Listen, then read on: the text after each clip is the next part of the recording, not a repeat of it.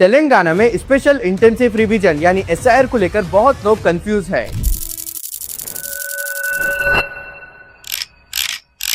रोज हजारों लोग एक ही तरह के क्वेश्चंस पूछ रहे हैं, इसीलिए मैंने सोचा एक वीडियो बनाकर सारे कॉमन डॉट्स क्लियर कर देता हूं। उसके बाद प्रैक्टिकल तरीके से ये फॉर्म को कैसे फिलअप करना है वो भी दिखाऊंगा। तो वीडियो को एंड तक देखिए और चैनल को सब्सक्राइब करना ना भूलें।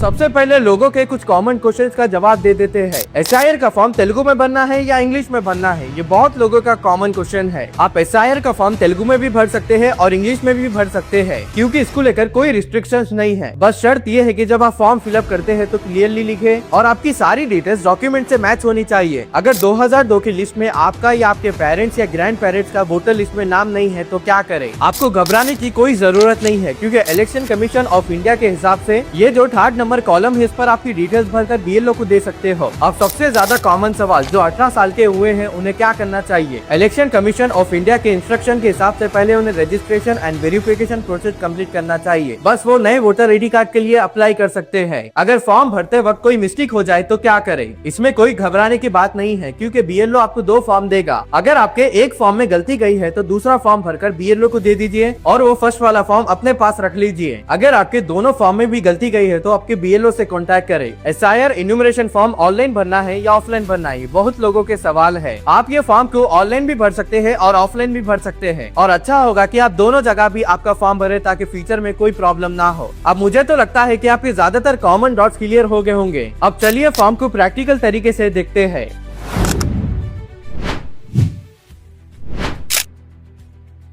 सबसे पहले फॉर्म भरने से पहले एक इम्पोर्टेंट टिप, जब BLO आपको इन्यूमरेशन फॉर्म दे तो उसके 2 से 3 कॉपी निकाल लीजिए। और हाँ, फॉर्म भरने के बाद कोई एक्सपीरियंस पर्सन और BLO के पास वेरीफाई कीजिए। BLO के पास से जो आप प्री प्रिंटेड फॉर्म लेते हैं उस पर कुछ डिटेल्स पहले से ही प्रिंट होती है। इस फॉर्म में जनरली 3 सेक्शंस होते हैं, कॉलम नंबर 1, कॉलम नंबर 2 और कॉलम नंबर 3। आपको कौन सा कॉलम फिल करना है ये आपकी सिचुएशन पर डिपेंड करता है। अगर आपका 2002 की लिस्ट में नाम है और आपने सेल्फ मैपिंग कराई है तो कॉलम नंबर 1 फिल करिए, कॉलम नंबर 1 फिल करिए। पहले तो आपको यहाँ पर आपका नाम लिखना है 2002 की लिस्ट के हिसाब से। अगर आपका इपिक नंबर है तो यहाँ पर इपिक नंबर लिखिए। रिलेटिव नेम में आपके फादर या मदर का क्या नाम है वो लिखिए। रिलेशनशिप में आपका उनके साथ क्या रिश्ता है, जैसे कि फादर है तो यहाँ पर फादर लिख दीजिए। 2002 के हिसाब से आपके डिस्ट्रिक्ट का नाम लिखिए, स्टेट का नाम लिखिए, और 2002 की लिस्ट में आपके असेंबली कॉन्स्टिट्यूंसी का नाम देगा वो यहाँ पर लिखिए। जिसके बाद आपको 2002 की लिस्ट में पार्ट नंबर भी दिया जाएगा और सीरियल नंबर भी दिया जाएगा। ये था फर्स्ट कॉलम, जिसका 2002 की लिस्ट में है वो ये कॉलम भरिए। ये कॉलम नंबर 1 फिलअप करने के बाद आपको ये कॉलम नंबर 3 भी फिलअप करना है, जिस पर आपको आपके कॉमन डिटेल्स भरना है, जैसे कि डेट ऑफ बर्थ, अगर आधार कार्ड है तो आधार कार्ड, मोबाइल नंबर, फादर का नाम, अगर फादर का एपिक नंबर है तो वो भी लिखिए, मदर नेम, अगर मदर का एपिक नंबर है तो वो भी लिखिए, स्पाउस का नेम यानी आपकी वाइफ का नाम लिखिए अगर है, और उनका एपिक नंबर भी लिखिए अगर अवेलेबल है तो। साइन कीजिए और BLO के पास सबमिट कर दीजिए। और ये सेकंड कॉलम वो लोग भरना है जिनका नाम 2002 की लिस्ट में नहीं है और वो मैपिंग अपने पेरेंट्स या ग्रैंड पेरेंट्स के नाम से करा रहे हैं।